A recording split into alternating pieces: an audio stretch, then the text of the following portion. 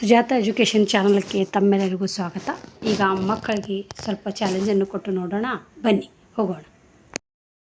ನಾನು ಇದು ಸಂಖ್ಯೆ ಎಷ್ಟು ಓದ್ರಿ? 1500 ಎರಡು ಚೌಕೋನದಲ್ಲಿ ಬರಿಬೇಕಾಗತ್ತೆ. ನಮಗೆ ಒಂದು ಚೌಕೋನದಲ್ಲಿ ಒಂದು ಸಂಖ್ಯೆ ಬರಪ್ಲೆ ಎರಡು ಚೌಕೋನದಾಗ ಬರಿಬೇಕಾದ್ರೆ ಯಾರು ಬರೀತೀರಿ?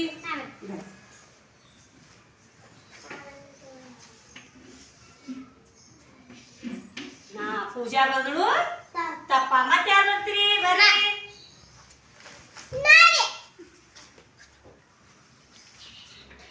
ಸಿದ್ದು ಬರೀತಾನೆ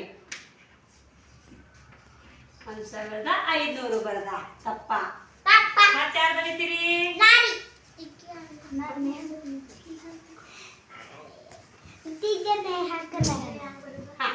ನೇ ಹಾಕದಾಗ ನೀ ಬರ.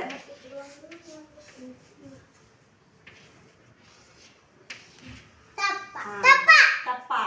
ಮತ್ತೆ ಯಾರು ಬರೀತೀರಿ?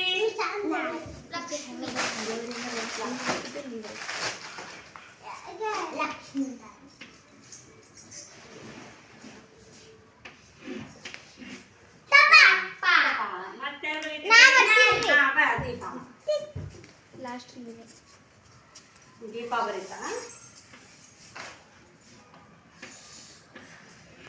ಕರೆಕ್ಟ್. ನೋಡಿ, ಪಂಚೌಕೋಳದಲ್ಲಿ ಎರಡು ಸಂಖ್ಯೆ ಬರೆಯಂಗಿದ್ದೀನಿಲ್ಲ.